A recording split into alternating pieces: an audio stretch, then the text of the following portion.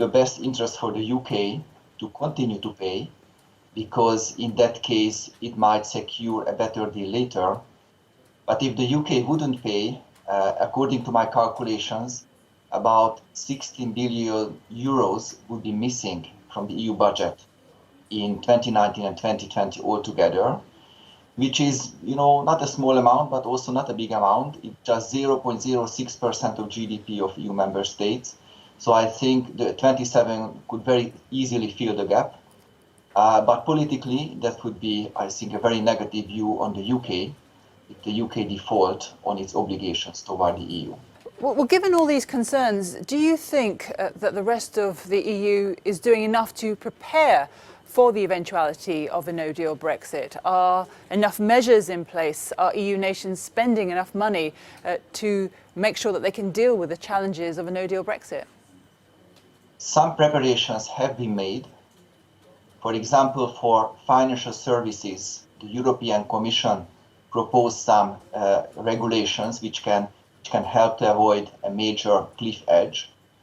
But certainly member states will have a really difficult task if no deal actually happens, because that would mean that from the next day, customs control will have to apply for all goods crossing the border between the EU27 and the UK.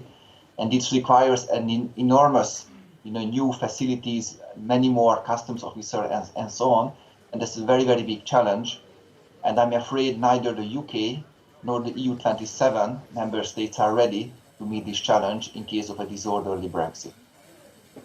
So the EU actually has a lot of incentives to try to make sure that there is some kind of a deal that is reached, perhaps to help Theresa May to find a Brexit deal. Indeed. In fact, Emmanuel Macron, the day after the vote in the House of Commons, said that one or two aspects of the agreed withdrawal treaty could be revised.